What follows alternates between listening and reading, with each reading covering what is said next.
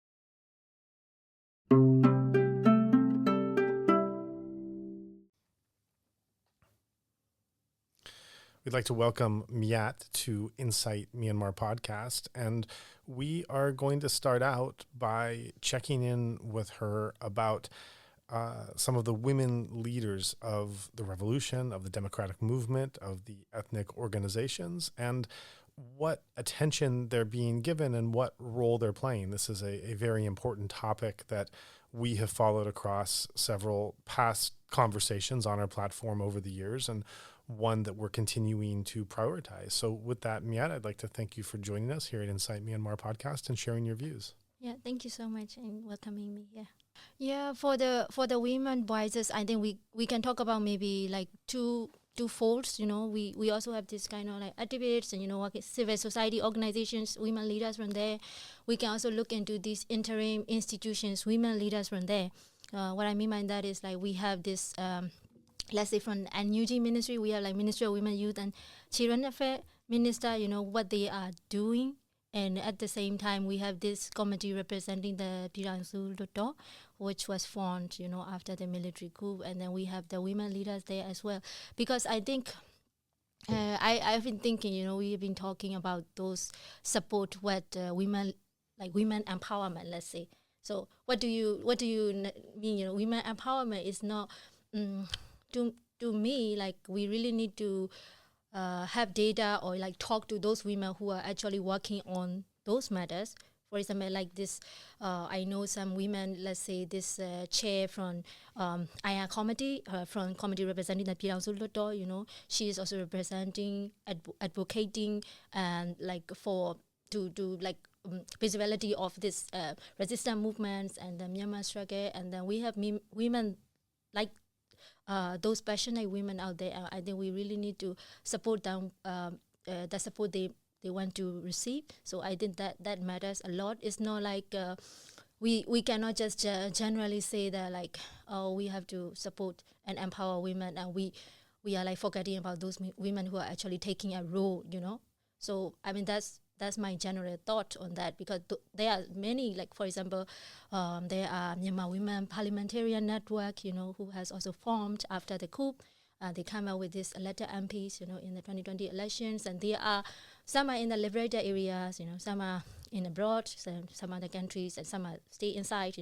They are also stay trying to reach to their constituencies, and we have, I have some experience, like I have some connection with them, and then I think they are the ones who really we should focus on supporting. Yeah. Why do you think that is? Why do you think that these are the ones that are so important to remember to support and focus on?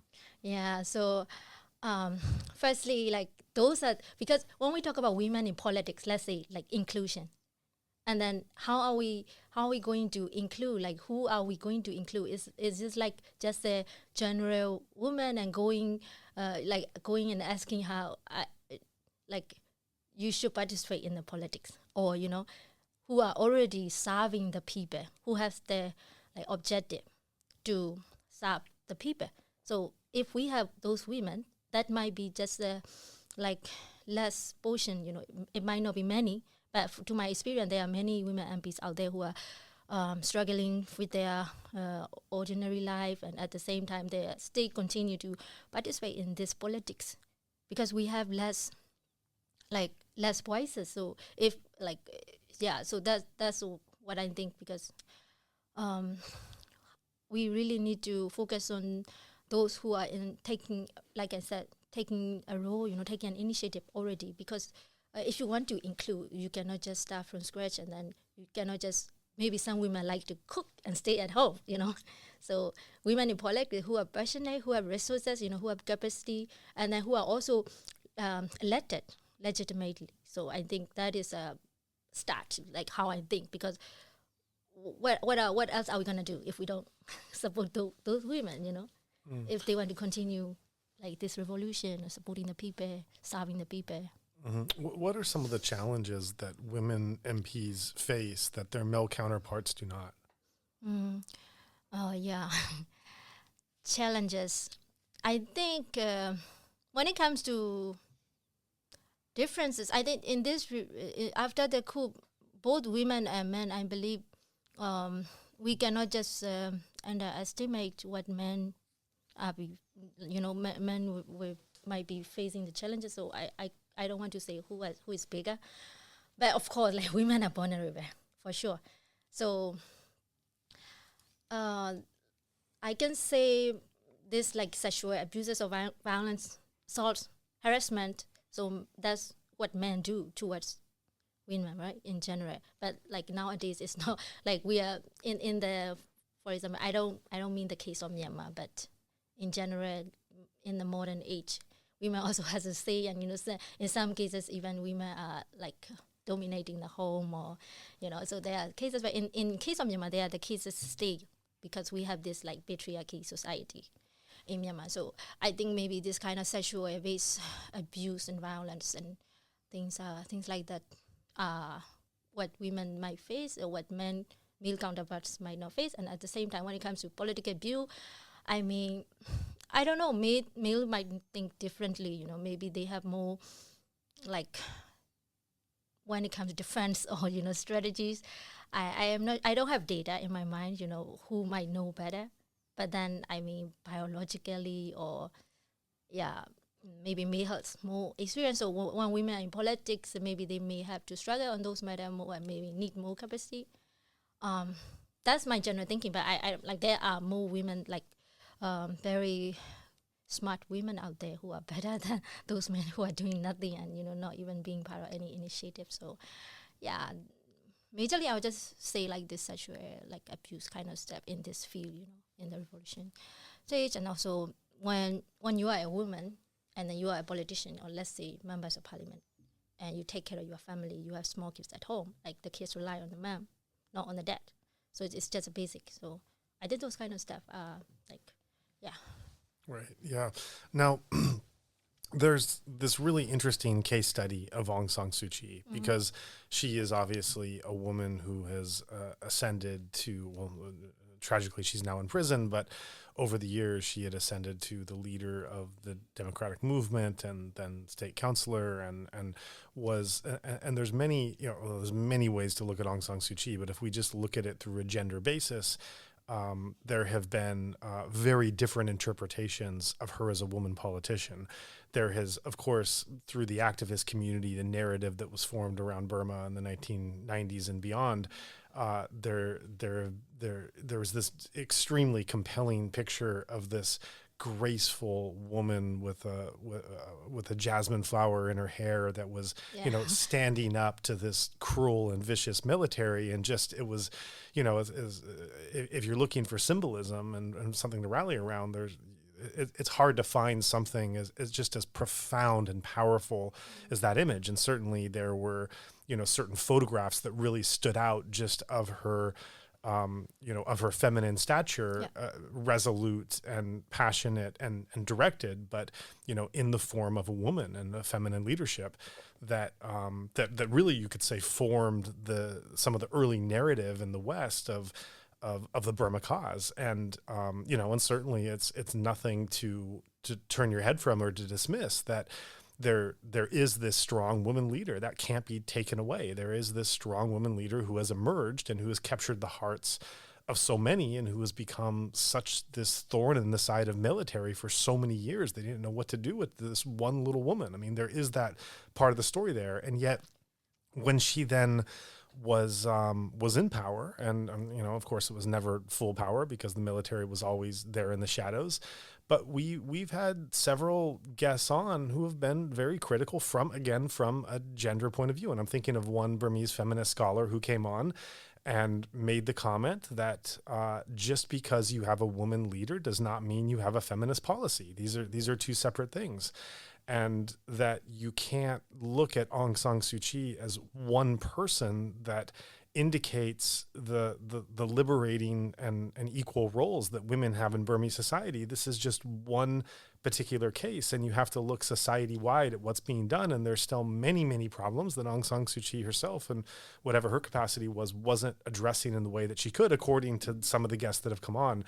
And so just in the form of this one figure, we have these arguments coming from very different sides as to what she represented as a woman leader and what she did for other women of the country. And of course, you also can't overlook her elite status of, the family she grew up in and the kind of venue she grew up. She was certainly not someone coming from a small village life and ascending in that way. And so I this is a very complicated and nuanced question, but I wonder, as a young woman yourself, what do you see in Aung San Suu Kyi? Do you see things in her that give you a sense of inspiration and for yourself of what you can do?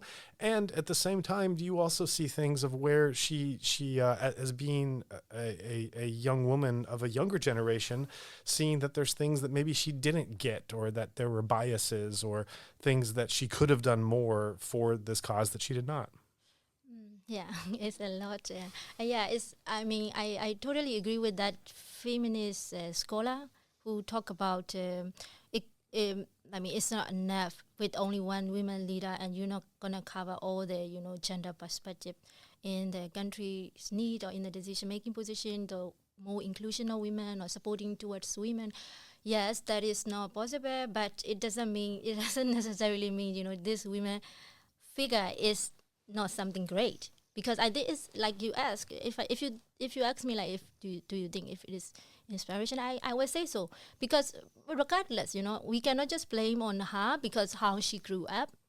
She also has some family problems she has to deal with, as a mother, all of her sacrifices. I think I'm not just citing her, and then like you said, she stood up, in this military with the guns and all the military strong, powerful men, and she stood up as a woman, and that's why they are afraid of her and they lock her up. We should not forget about it. If she is not doing something like to support Myanmar or to do something good towards Myanmar and to do against the military, they will never lock her up. So I think, at her age, imagine that. I can only empathize. I look at her son, speaking out, willing to. If you ask me as a young woman, can you stay in prison for one night? I don't think I will survive. I think I'm a little bit spoiled, to be honest. Because even though, of course, we are ordinary citizens, I didn't come from rich background, but those are just, how to call it, my empathy. And then, I really think she is inspirational leader, but I think to be honest, not only about Aung San Suu Kyi, to our Myanmar case, people want to see it so perfectly, like to the West. People from the West, for example, with their like international standards, and when you start the democracy, you should do this, you should do that. Come visit Myanmar, how we have developed, how we have overcome. Look at our story, and then we need to get evolved in many other societies. We are starting from scratch, and from this like military rule over this 7 decades of this military rule and like civil war and everything. And then when the civilian government booms, starts, then we are applauding, and then like there are a lot of diplomats we need to give credit to. You cannot just say, hey, you're not covering, you can only do so much, right? So they had started one time. I mean, yes, it is not perfect, but what kind of government is perfect? Look at these democratic, mature countries like the U.S. What is happening there? Like, what is happening to that? So, I mean, yeah, it's not perfect. If we have, let's say, democratic, if we are not in the revolution right now, not the conflicts and in the normal situation, if we don't like the government, let's say, we will have the election, if we don't like the election, like electoral system, we will change that. That's how the way we should do. So we will be like, I think eventually we will be developed, and so that's how we cannot just with one government term. I think it's too unfair to. I also criticize. I mean, like, that's what we can do as civilians, right? We say about, oh, what is this? Like, this is not fair. What is happening? Like, it's not like we're gonna fight. We're gonna talk about it and then do something about it. But it's not like, hey, like we talk about it today, and you're a government, why are you not doing that? So I think it's a little bit unfair. Just fine in short period of time, you want to change everything, and then like look at our resources, and I think that some of the criticism I've heard, and again, I'm at this point, we're only speaking of really her role in gender equality and women, because there's so much we could talk about with Aung San Suu Kyi. But as that's the point and perspective you came on, I just want to be clear with our audience, where there's so many other things we could talk about with her leadership, but we're really just talking about this point in an isolated way for the nature of this conversation. And I think that if I'm recalling, and this was years ago, we had this conversation, so it's definitely taxing my memory to try to remember all that this feminist scholar said at the time and some of the points that she made. But I think that her disappointment wasn't so much in what Aung San Suu Kyi accomplished or not. It was in what she set out to accomplish and what it looked like her priorities were. And I think one of the concerns was that she didn't surround herself by many women. It was mostly and it was a largely the cabinet was largely made of males, and there were a lot of older Bamar males, and so it didn't really look that diverse or different aside from her at the top. And another concern that was expressed was was how NLD and her administration was really being lobbied by different advocacy groups at the time to do more in protecting women and empowering women. And we also can't forget this was the time of the race and religion laws that were that were out there, that were definitely very biased, not just towards not just in limiting women, but anti-Muslim as well, and that that it wasn't what she wasn't being judged by what she was or wasn't accomplishing, but what she was or was not trying to accomplish. And this scholar did not see her motivations as being properly aligned with some of the interests of these gender equality activist groups. So I think I can understand her frustration, and I'm not saying like I disagree. Yeah, I don't think it was like there were a lot of things missing, but at the same time there were a lot of things to deal with. That's how I see it. And then, but I don't get it. Like, I don't understand why. Because just because you are a women leader, just because you care about the inclusion of the women, you need to be surrounded by the women. I don't really get that concept, because maybe I'm not that feminist at that point. Because, for example, me myself, I love women. I love to. I'm not feminist, but any great women, like I have like I always I have my best friend, first friends group or girls, and I am always here to support them whatever they need, like some are inside, some are outside. And then not only my friends, like I think all my families and relatives, and also not even my relatives, but the women like who are struggling right now. I'm always looking, what should I do? What can I do, right? So, but it doesn't mean I'm not surrounded myself with women, because it's difficult for me sometimes, because maybe right now there are not many women like to be surrounded by. There are many circumstances. Just because you want to support women, you need to be surrounded by women. And it's a little bit, I don't know, I don't understand that. But yeah, maybe she has a point. So I don't think, just to clarify, I don't think the concern was that she wasn't surrounded by women. It wasn't that she was expecting that Aung San Suu Kyi would have a coterie of women that were around her all the time. It was the opposite. It was that she was surrounded by men. Yeah. There wasn't even a minimal representation of women around her in the cabinet or as advisors. That it was so. If you had a man in the role of a leader that surrounded himself with so many men, you would call that out for, not really being very inclusive. Of course, yes. I think, now I understand. So maybe like her policies, she didn't really push through maybe some gender quota she must be saying about. In the case, yes, we must agree that there must have been a gap, And I think even her assistants, like was Dr. Dima was with her. Well, yes, you're not talking about that. You're talking about like cabinet. And so, I mean, when we talk about this women leadership and women inclusion, we look at the Southeast Asia, women participation at the parliament in Myanmar. I don't think it was the lowest. I don't exactly remember. It was like 13%, 13% of women participation at the parliament at the time.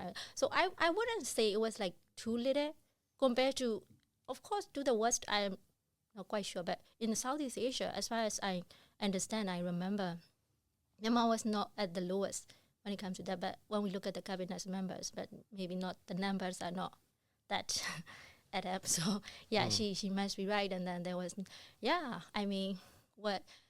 Like I said, she is one body. Like she is also it's not like she's a god and have to tackle everything and what what military has done and has to cover everything they have done. So she might have been, but I mean I cannot certainly say that because I don't have the numbers in my mind. But when I look at it, it is not like systematically she is excluding women. I would disagree with that. But I mean, if you don't have the policy, that's the problem, right? So, yeah. Right. So let's move on to the point that you started this conversation with, and that was the role that you're seeing of women leaders today in the revolution, and circle back to some of your views and thoughts about the importance of what they're doing and getting their voices out there. Yeah. Getting their voices out there, I mean, can be many forms. How we can do that, like I said, from this women MPs, they can do advocacy works a lot if we can support them to be at the international forums, conferences, to speak out, to be recognized as a legitimate government, a legitimate parliamentarians. So I think that's one thing, and at the same time, the other women, like for example. If you mean like the leaders or like this, also people from the People Defense Forces, they are the women who are fighting in the front line. So we can support whatever they need. That might be like a emotional need, in if you are on the ground. And then money, and like food, and like basic needs we need to support, and then so that they can continue whatever they are doing. And if they're the women leader, I think capacity needs, they must have like some thematic topic they need to know before they go talk in front of the international community and then speak out about what is happening and like what military has been committing these crimes. And so I think that can be both. Yeah. Also, we can also support civil society organizations at the same time, who are working on the women groups, women matters, and yeah. What do you see of the women representation currently in NUG? currently in NUG, we have this FTC, right? There is this like they have the roadmap to have like 30% of quota have already included. That's I think good sign. If you mean in NUG, we have, as I mentioned, Minister of Women, Youth and Children Affairs, and the Deputy Minister is also women. So those are the women ministries. Of course, they are the women leaders. But other than that, they are not women leaders. So I see it's, we cannot say that this is enough. But at the same time, we cannot, I don't think we can complain about that, looking at what is happening. Maybe, like I said, women are struggling. Like you asked your question, what might be those women like who might be struggling with the struggle which the male counterparts might not be struggling with. So it's not like every woman, even though we want to include women, it's not like every woman are into politics. That's one thing, right? So we cannot just grab every woman and like empower women. So I think it's just pointless. But in our situation, like with our development progress in my country, so human resource, even though we have many women, like half of the country is women, but it doesn't mean everybody can just, go to the leadership position and work on that. I don't think we want that, because it's not like we are discriminating. So also at the same time, they need to have the willingness. So do we know like who are women who are willing to participate in this ministerial positions and want to lead and have the full capacity? And then if those women are not getting the support they need, we need to speak out about it. But right now I don't think, that might not be the number we want. I would say so. We have to like keep supporting the capacity need or whatever, but like immediately change, I don't think it is that easy. You have to work on that. Of course, like I want to see, I will be biased because it's not like I'm feminist, but I would love to see like many women in the leadership position. But it's not that easy. It's like, it's easier said than done. Like we need more numbers. We also need the quality number. That's what I think. I noticed that several times in this conversation, you've made a point to say you're not feminist. And so I'm curious about how you define the word feminist and how you're navigating your support and encouragement for female representation, and that being a big part of your motivation and your values, but yet this term feminist is something you don't identify with. So I'm wondering if you can unpack that and explain that. Yeah, if you want me to clarify with the term, maybe I may not be able to answer like in a specific technical way. But I mean, I look at the women, like feminist movements, like just if like you speak of something, what women are not getting, in a very powerful way, and then like really vocal about it. I don't think I am that, to be honest. If it is part of feminist movement, I am not that side of feminist. If like I just don't want to shout like women are getting, like I want to see what they need, and like I want to know who they are, and then we say women and men, but we are all human, right? So I think we have to see it from the human perspective, and then like if we say human, like I think I care about both men and women who are in need of help. I'm more like a humanist. So that's how I see. But at the same time, like I said, maybe from the education I received, and then also I myself as a woman, and I don't see me being different from men from any. I don't think I'm being discriminated or I am a victim, because I have never experienced that, and I want to be equal. But of course, there are the things men can only do. No, women cannot do. I cannot hold a lot of heavy stuff. That's the truth. I cannot be fighting. There are the women who can fight in war. But of course, if it is essential, I need to do it right away, because there is no option. I need to do that. I have to. There is no option, right? If there is option, I don't think I am that strong to be. So in that sense, men are more powerful. That's how I see it, like feminism or whatever. We cannot just be like being equal. it's not like we need to be equal all the time. Things are not equal in the world. We need to understand that. That's how I see it. But at the same time, I was a little bit biased, of course. Like I always have that, like I need to, when I see women friends, or like, I need to be ready, you know, then discriminate men a little bit sometimes. I don't know. Yeah, I have that kind of side, but it's not like I'm still empathetic towards in every people, I think humans. Right. Okay. So shifting gears a bit to look at, again, this topic of female representation across the board, we've talked a bit about the MPs, NUG, NLD, and Aung San Suu Kyi. Let's talk about the ethnics. What have you seen, and what can you tell us about the role that women leaders and women voices have come to play across ethnic communities?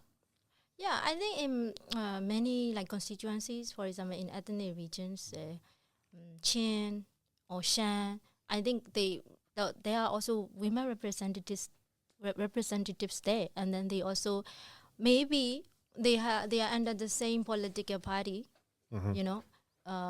Maybe that is not that diverse when it comes to political party, but there are women representatives from those constituencies in the ethnic region, and they are also those from those ethnic groups, so they know what is going on within their like ethnic groups or society, their needs, and they can represent. So there are those women out there. Yeah, I mean, current position, how I see is, I keep saying this Myanmar Women Parliamentary Networks, right? Because I know what they are. I am aware of what they are, you know, trying to serve to the people, and so they normally reach out to their constituency as you know, playing their role as members of parliament, and then just like they normally do in the normal situation, listen to the voices from those constituencies, and then I think they report back or work together with this Ministry of Women, Youth and Children Affairs from NUG, and then from Women Matters. I mean, in some mostly I've heard is, like I said, like a lot of sexual. Like gender-based violence or like domestic violence is going on, and there is a root cause. It's not only maybe there are some drug issue in those constituencies, so they get to know when they have, maybe they cannot always do in person, like constituency, like town hall meetings, but they also organize those. So I think that is the least they can do right now as the members of parliament, and listening to what is actually going on, and then like what they can do, like supporting humanitarian aid. I think that's what they do firstly, and then that is also what is majorly in need right now. And then they also speak out in the international forum about those issues. But of course, you cannot just solve every problem in like overnight. That will not be that easy with the resources, especially now like US aid cut off, and there are a lot of humanitarian aid programs are also gone. So they, I mean, that role they play, like listen to the people voices and at least understand the problem first. I think that is also very important. So I know the second topic that you wanted to get into, switching gears completely and moving in a totally different direction, still related to Myanmar, but on a different topic, is Buddhism. And I know you had some thoughts to share about this. So tell us what you want to share about your background or your observations of Buddhism in Myanmar. Yeah, if you Buddhism, if we think of Buddhism, I firstly think of like Buddha philosophy, what the Buddha taught, you know, and then the right mindfulness. I think that's what is lacking right now in Myanmar. And then what military is doing is like totally against. And then also at the same time, ironically, they are the monks, Buddhist monks who are siding. Obvious. I'm not sure if you're aware like this. Yeah. So there are those like cases sadly, and this is complete opposite, because you know, if you talk about Myanmar, like we have this majority of religions in Myanmar is Buddhism. So I mean, I'm saying, of course, every religion doesn't mean to do harm to the community. Every religion at their core has a great intention, and for Buddhism, I mean, I don't mean I'm a Buddhist, but I'm not like a religious, but I just like the Buddha ideology, and you know, like this right mindfulness and then right action. So that is what I mean by like what is happening in Myanmar is lacking, especially what military is doing. Did you grow up in a Buddhist household? Yes, but I mean, it's everybody. I think technically we are like typical Buddhist because my parents are Buddhist, and then but it's not like my mom pray, for example. But I think me and my dad at home we never pray or we never pray, but we meditate. So that is like I like this meditation practice from the like Buddhism, practices. What kind of meditation did you do, and how often did you practice it? I do it every morning, so like 30 minutes a day, and then I don't know how to call it because it has been evolving since I started doing it. It is more like a concentration. I started with stress meditation, let's say, like just breathing in, breathing out, like being aware of your breath whenever you count, and then your thoughts comes and goes, and let them comes and go, and then acknowledge them, and then let them go. So mostly, I'm like quite anxious person, so I kind of need that to get my day going. So I've been doing that, but it is concentration side of meditation, and then I also try to like contemplate sometimes, just like doing nothing, and Who's the teacher that you follow? Well, great question. I read here and there, but I don't have the specific teacher. But I also listen to sermons sometimes. So they are the monks I like to follow. So even between amongst monks, they are quite different the way they talk. So I just from my personal experience, what I can be adaptable. So I decide, maybe this way is working, this way is not working. And then like eventually now, it is not even like from the Buddha monks. So from the Western practitioners talk about meditation, like Eckhart Tolle. So I also I read his books, and then he also talk about, he doesn't actually majorly prioritize on meditation. He mostly about, I think, spirituality for him. It's like consciousness. So I think those are all related. So I think kind of interesting. So you grew up in Burma, and you came from a Buddhist household, and you first began listening to the sermons, and we can say religious sermons of the Burmese monks, and that was and that continues to be part of your education and your growth and interest. And yet you've also expanded to then listen to Western monks and practitioners, and even those that are not Buddhist, like Eckhart Tolle, and more spiritual. So, but a lot of these Western teachers call themselves Buddhist, or have very much Buddhist philosophy in their teachings. And so I wonder if, and actually this is interesting because your development here is it's the reverse of mine, and that's the way it is for most of my Burmese friends and that have come to the West, in the sense that I began meditation here, and then I went to Burma, and I contrasted what I learned here to what I found in Burma. And for you and for them, it's the opposite. You started your understanding of Buddhism from birth in your native country, and then you came to the West and you started to see how Buddhism was practiced and talked about here. And so one of the things I've always enjoyed talking about is and usually it's talking to Westerners about how the Buddhist practice they developed in the West that they then took to Burma, what changes and shifts they found in Buddhist practice in Burma that was different to how they had learned it here. So I want to ask you the reverse question. What, growing up in Buddhist communities and listening to Buddhist Burmese monks, and then coming to the West and hearing Buddhist inspired teachers here, that you listen to, what differences and contrasts do you find in those different methodologies and understandings? Oh my God. It's very interesting question. I also see some evolution, from my experience. If you, I think it makes sense since you come from the West, you start from there and then you go to, But for me, I grew up in a typical Buddhist family, but I never had this kind of prayer practices. But I was mostly, like dealing with some stuff in my mind. That is also how I started the meditation practices. Initially, like I said, like counting the breath is very, very easy to do, right? Let's say count to hundreds, and then you stop, breathe in. And I was not doing well. I don't even know what is right or what is wrong.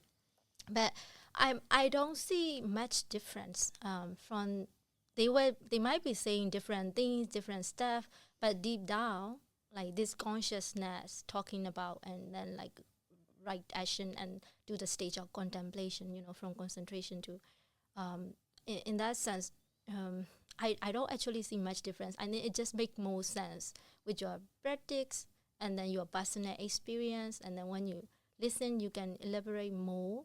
So in the beginning, I didn't know that much. I knew about this contemplation side of this meditation practice. It's not like breathing in, breathing out, or sitting down in one position. That was a traditional way I learned in the beginning, but now it is not from Western. I just didn't learn from my when I was growing up. I just didn't know. I didn't actually follow through quite well, but you can also do it. Like even when we are talking, just paying, being at the moment, not talking, not thinking about what am I gonna eat later. Right. Am I doing good? So I think those kind of thinking, like understanding, comes up when I listen to this Western. They might not be saying like, oh, they say all about Christianity. Eckhart Tolle also talk about Christianity and Buddhism. So, but I mean, I think they are in line. Like, so yeah, that's evolved, and then throughout the time, I think that's. But actually, deep down, there is no big difference to me, and I'm still listening to like Buddha sermons from Buddha monks in Myanmar, and I find it fascinating, and I stay is modernized, and then stay catch up with what the Western world is saying. Can you give an example of that? Do you mean the names? Well, I would like to know the names as well, but along with the names, I'd also like to know an example of a recent Burmese Buddhist sermon you heard that you feel is, in your words, catching up with the West. Yeah, so I also read the book. So this man called U Jotika, if you know. Yeah. Snow he and also summer. talk right? like in between, like use some English words. Yeah. I think I can relate to him more because, let's say if we go to like Nandamala, if you know Nandamala, yeah. So he's more like a little bit of. If I listen to this man very much, I mean, I just like don't want to do anything, and like it's really like have to give up on like my greed, and I don't want to go that far. To be honest, I want to remain my human side. So like, okay, I have taken a force, but it doesn't mean I'm gonna give it up at all. But then like this U Jotika, for example, I was listening recently about your anger. Anger doesn't mean like I'm angry at you. I am angry at this person. But I mean, your concerns, your worry is part of anger. And then like once you notice that, you really realize that, and then you can actually bring back to what is actually right now, consciousness, and then you can control that, and then you will not suffer a lot from it. Yeah. So that one resonates with this Western way of saying, even you are in the queue, waiting for some. Let's say I was queuing at the pharmacy yesterday, and it is not like I have to have a major achievement. Like in this queue, am I not gonna be like, oh, I'm gonna miss my bus? Like I'm angry at this person. I need to have this, like, okay, like everybody is taking, having their pharmacy, and then they are as important as mine, and then just understand that, see it as that way, and then be patient, conscious, and like be able to like. Be able to deal with that kind of position, becoming more, yeah. But it's not easy, of course. It's not like, I'm like that. I'm still, irritated or frustrated. It stay with me. So, but of course, it's getting better. I don't think it will go away eventually. And then I also know that, yeah, it's now I remember. When we meditate, it's like we want to achieve something. That is also something wrong. So it should not be something you want to achieve. And it is like in the beginning, it is not about, it should not be about doing, it should be about being. If you're meditating, just sit. That's why some San master, just sit and do nothing. But it's not like, oh, I'm going to be more patient person later. I'm going to be a better person later because of this meditation practice. And greed is there already. And then if you start with that and you have timer sometimes, oh, when am I going to stop thinking about that timer?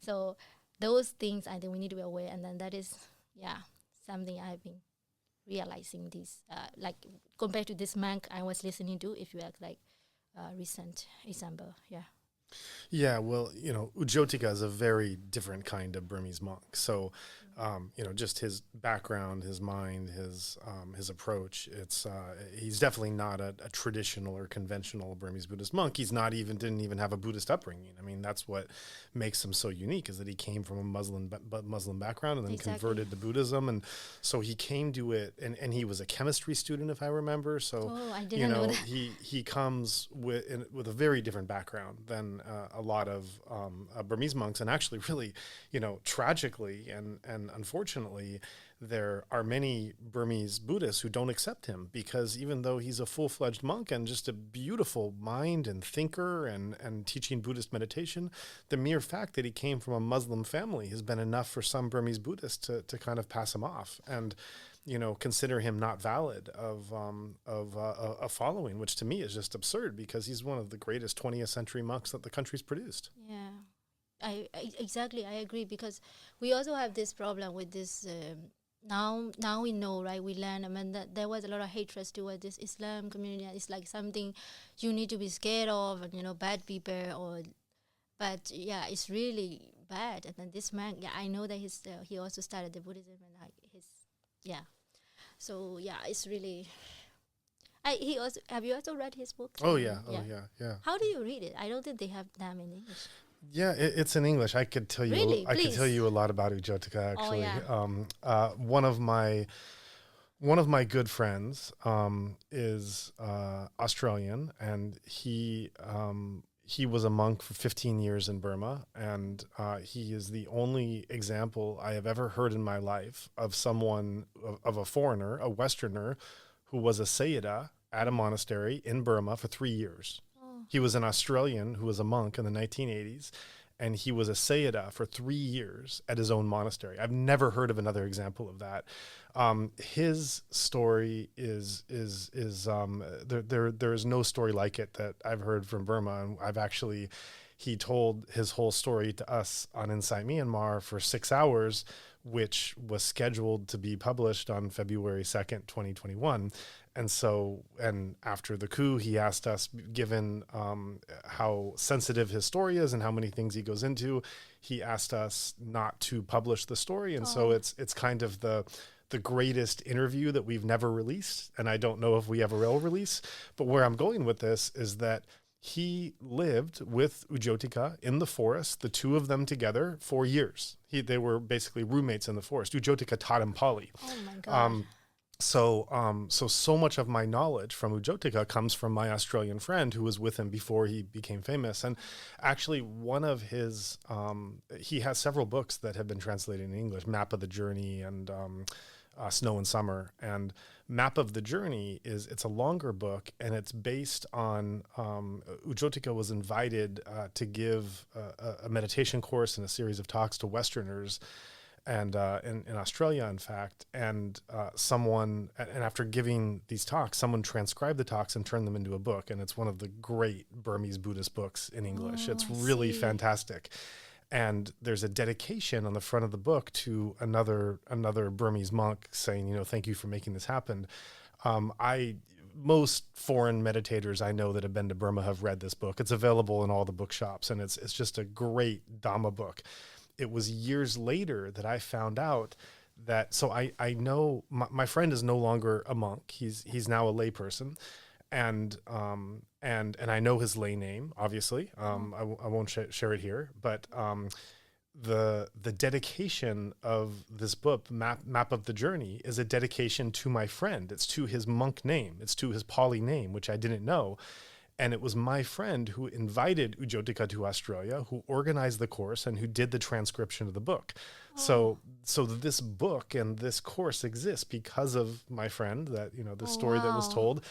And so that is where most foreigners know of U Jotika, from the book Map of the Journey, which is he gave a series of English discourses and English meditation instructions to this foreign audience, which was then transcribed in English as he was talking and made into the book.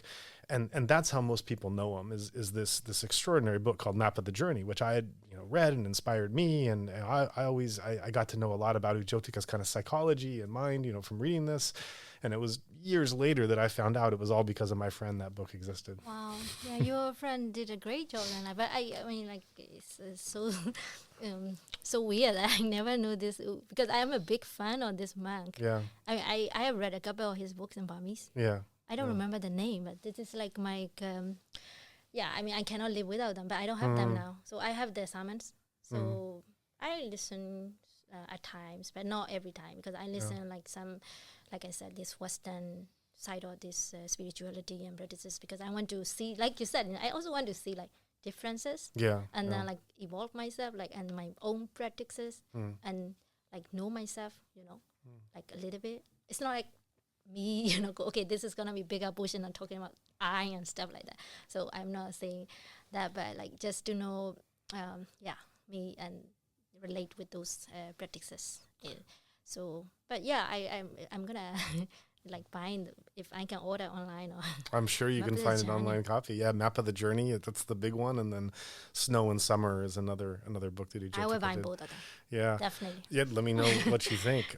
The other thing I want to talk about that you said a bit before is you were talking about the observation of different defilements, and in the example you gave, it was anger. You know, seeing anger as arisen, and as we're talking about contrast, one of and I want to test this observation with you and get your feeling, because you're also moving from these cultures, albeit in the opposite direction.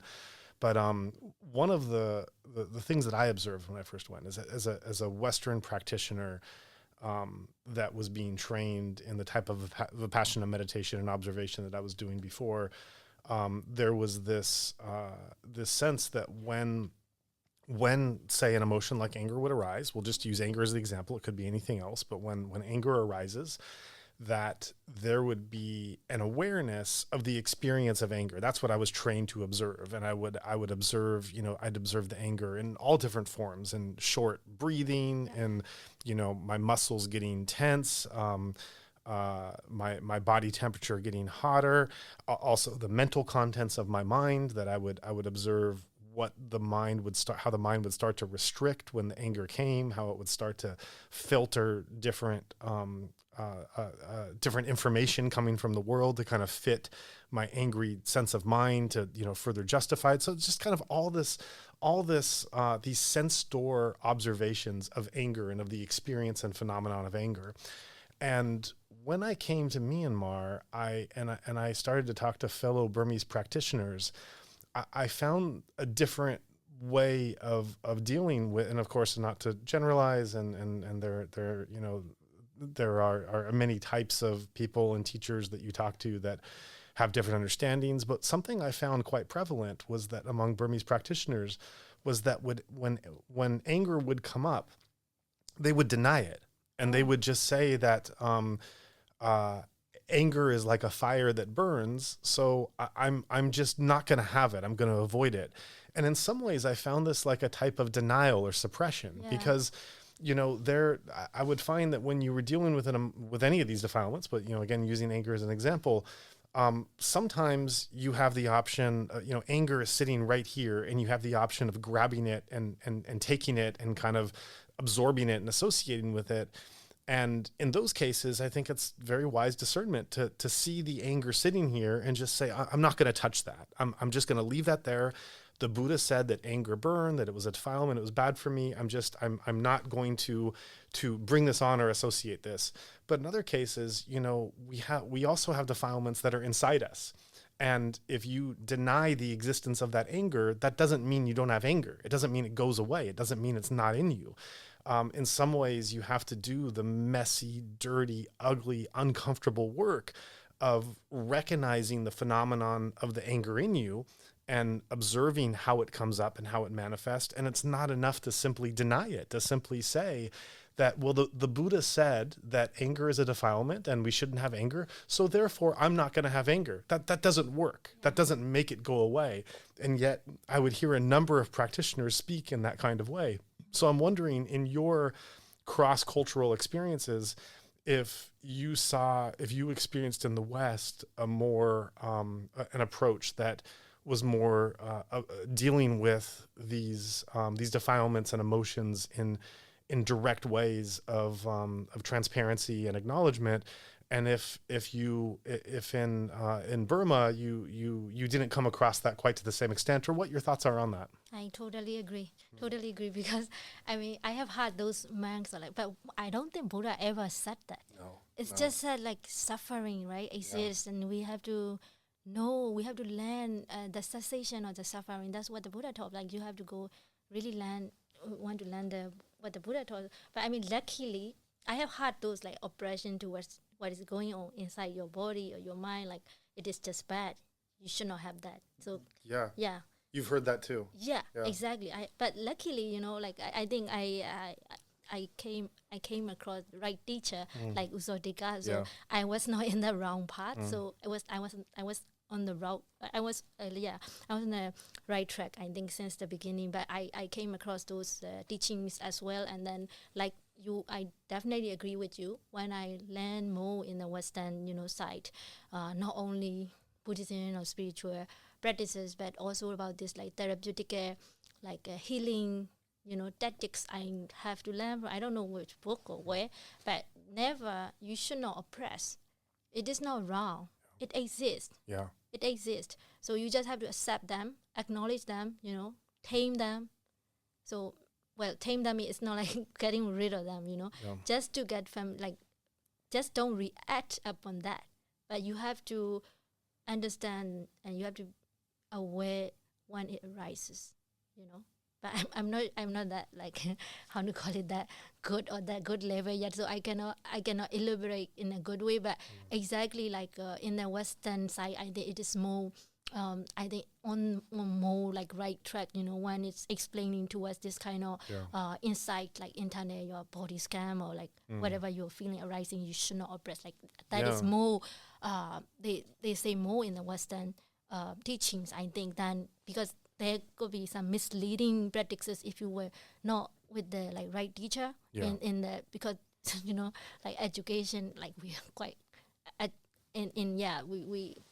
we quite struggle with that. So even though like some monks have good intention, but they were not doing good job and saying like exactly what Buddha just did not teach, So yeah, and you're absolutely right. Just because the Buddha said that these are defilements that keep you from liberation, doesn't mean that when you identify these defilements in you, that you can just simply say you shouldn't have them, and then you're not. I mean, this is we talk about the outer oppression of the Myanmar military. There's an inner oppression of not allowing your not allowing a clarity or an honesty, really, of what's in your mind to come out. And I understand it's a scary process, because there are parts of all of us that are incredibly shameful and ugly and embarrassing, and things that we don't want to have to admit about ourselves.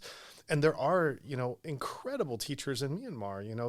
There is definitely a distinction between those really sharp and qualified teachers that are really pointing a way towards a certain kind of practice. And then, let's be honest, the wider Burmese Buddhist population that is not practicing as seriously or legitimately, in every parts of their life. But I think of another teacher and a saying that I think of here, Sayadaw U Tejaniya.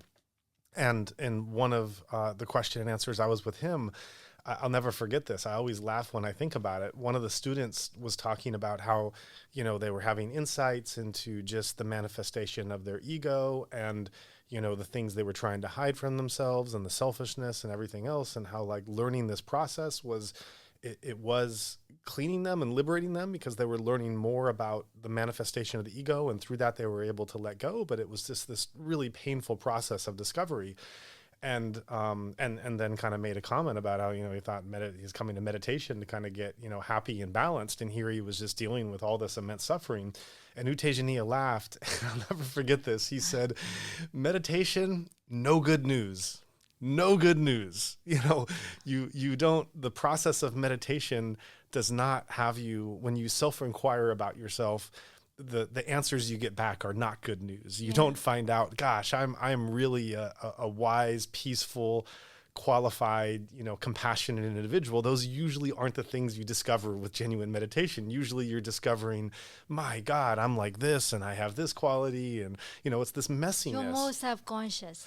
But it's the honest acknowledgement and discovery of these really messy, uncomfortable parts of ourselves that we'd rather not admit. And it's the fearlessness and realizing that and this is where the power of, anicca and anatta come in, anicca being impermanence and constant change, and anatta being no self.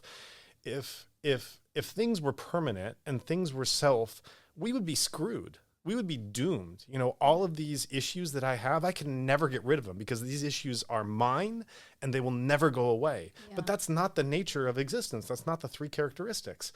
These issues that are coming, they're impermanent, they're constantly changing, and they're not mine. So all I have to do, well, not all I have to do, because it's a lifelong process and it's so hard, but I just need to disassociate with them. I just need to realize that this messiness coming in, it's only painful when it's my messiness, when it's my pain, my struggles.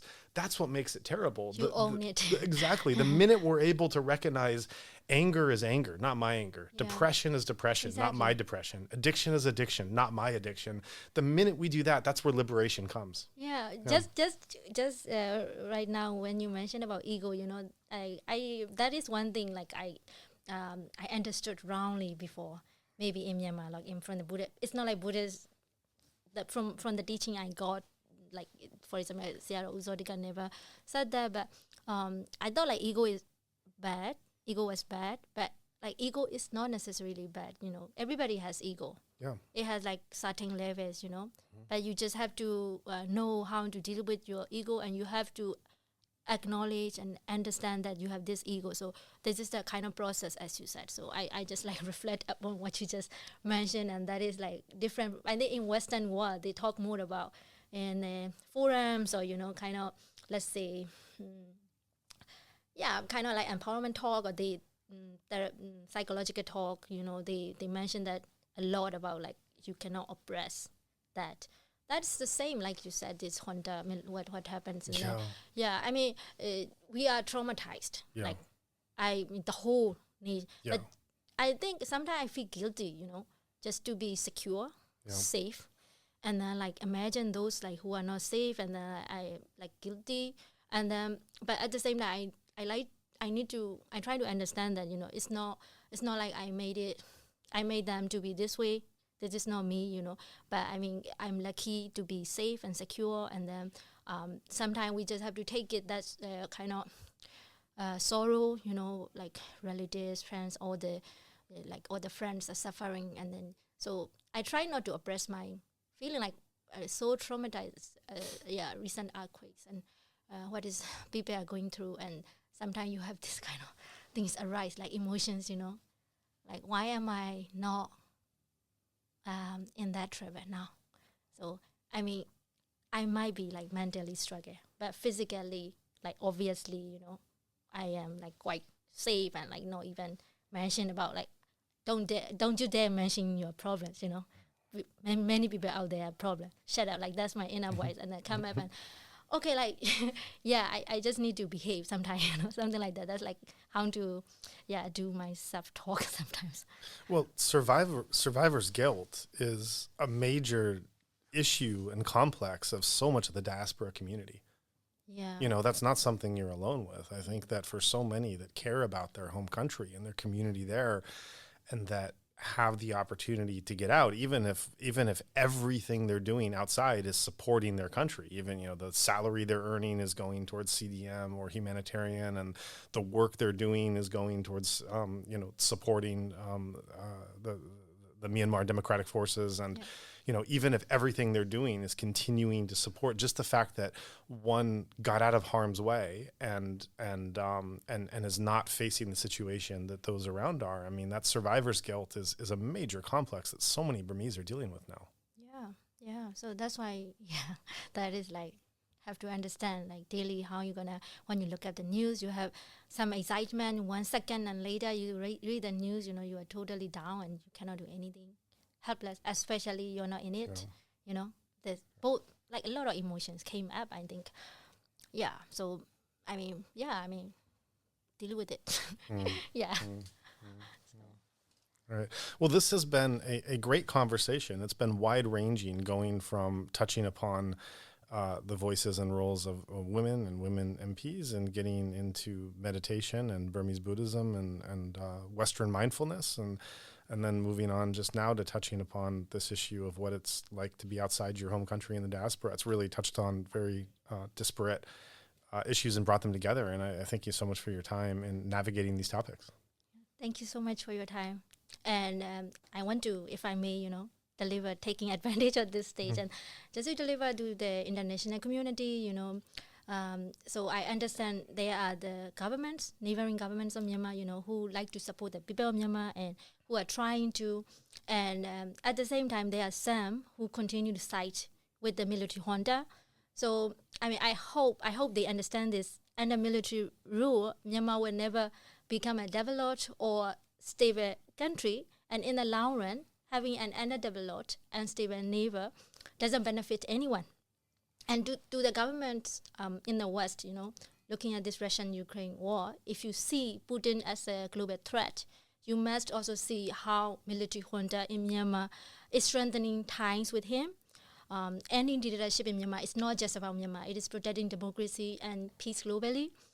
It's like a butterfly effect. Just because, Myanmar feels far away doesn't mean what happens in Myanmar won't affect the rest of the world. So restoration of democracy in Myanmar is part of building sustainable peace everywhere. So I truly hope, this international government understand this and then take action on that, and then continue supporting Myanmar.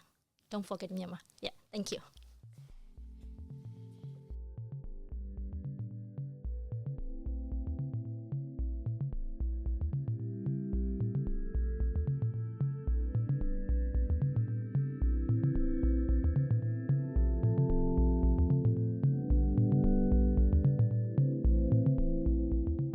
Thank you for listening to this episode of Insight Myanmar podcast. Producing these conversations takes dedication and resources, and through this process, we're committed to keeping them freely available for everyone. But to make this work sustainable, we do need your help. If you've enjoyed this episode or found it valuable, and if you listen to our platform on any somewhat regular basis, we ask you to consider supporting us with a recurring donation. It doesn't have to be much. Think of it as buying us a cup of coffee each month. That small gesture of committing to just, $5 a month can make a big difference in helping us to continue bringing these stories. And if you're feeling more generous, increasing the monthly pledge will allow us to produce even more on our end. In any case, any level of support goes directly towards amplifying the voices and stories that matter. This not only keeps us going, but ensures that these important conversations reach more people around the world. To make a contribution, visit insightmyanmar.org/donation or look for Insight Myanmar on PayPal or Patreon.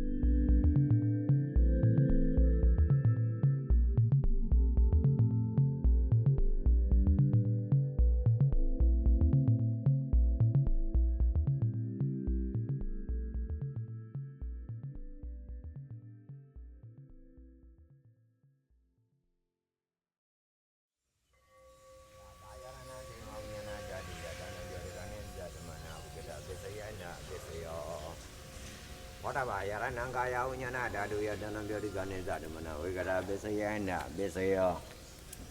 Oba yarananda dayananga yaranaya dayanam boda yaranam